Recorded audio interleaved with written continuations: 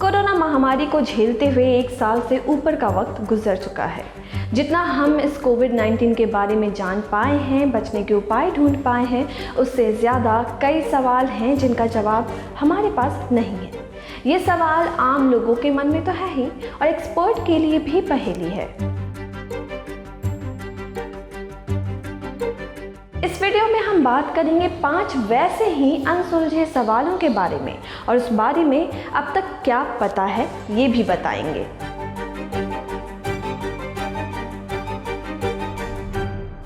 अगर आप कोविड-19 से उबर चुके हैं तो क्या दोबारा संक्रमित हो सकते हैं? दोबारा संक्रमित होने से आप कब तक बचे रह सकते हैं? इसका कोई निश्चित जवाब नहीं है। जैसे जैसे रीइंफेक्शन के मामले सामने आएंगे, वायरस के संपर्क में आने से पैदा हुई इम्यूनिटी के प्रकार और समय को लेकर अनिश्चितता बनी रहेगी। अब तक ये पाया गया है कि अधिकांश रिकवर्ड लोगों में इम्यून रिस्पॉन्स में एंटीबॉडी और टी सेल्स दोनों शामिल हैं, जो कुछ समय के लिए सुरक्षा का संकेत देते हैं। अन्य कोरोना वायरस को देखते हुए पता चलता है कि कोविड-19 से मिली इम्यूनिटी कभी स्थायी नहीं हो सकती है। 170 से ज़्यादा लोगों पर की गई एक स्टडी में जो गंभीर SARS-CoV, जो कि कोरोना वायरस का एक स्ट्रेन है, उससे संक्रमित थे, उनमें SARS स्पेसिफिक एंटीबॉडी औसतन एवरेज 2 साल तक देखा गया। इसका मतलब ये है कि शुरुआती एक्सपोजर के 3 साल बाद SARS मरीजों को दोबारा संक्रमण होने की आशंका हो सकती है। कुल मिलाकर हमें ये पता है कि इन्फेक्शन के बाद इम्यूनिटी तो डेवलप होगी, लेकिन वो इम्यूनिटी कितनी मजबूत है और कितने समय तक बनी रहती है, इस बारे में जानकारी नहीं है। क्या आप कोरोना से उबर चुके हैं तो नए वेरिएंट की चपेट में आसानी से आ सकते हैं? कोरोना के वेरिएंट्स ने कंफ्यूजन बढ़ाया है। कभी साउथ अफ्रीकन तो कभी यूके वेरिएंट के मामले सामने आ रहे हैं। इस सवाल को हम एक उदाहरण से समझते हैं।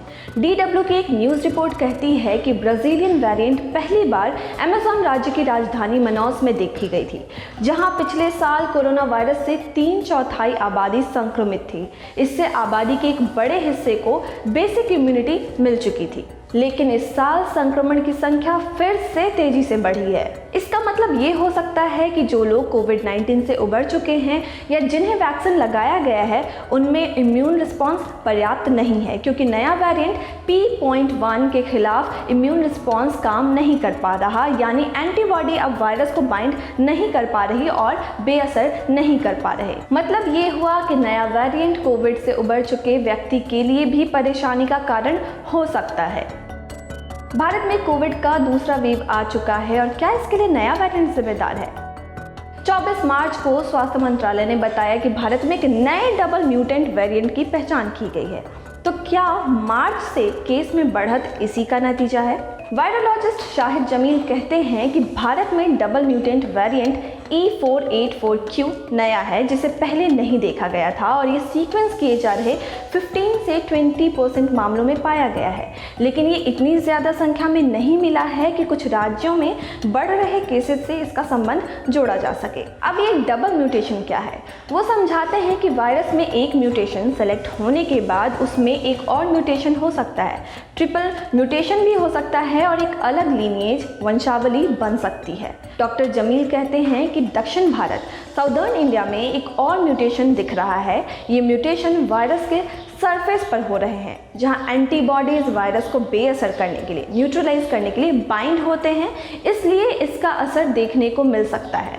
डॉक्टर जमील के मुताबिक कई म्यूटेशन चिंता का विषय हैं। हालांकि म्यूटेशन एक नेचुरल फिनोमिना है। ये इसलिए होते हैं क्योंकि कुछ म्यूटेशन वायरस को फ़ायदा पहुंचाते हैं। अगर ये म्यूटेशन वायरस के लिए हानिकारक होते तो हम इसे देख ही नहीं पाते, क्योंकि ये सर्वाइव नहीं कर पाता। चौथा सवाल, वायरस म्यूटेट कर रहा है तो क्या वैक्सीन बेअसर हो जाएंगे?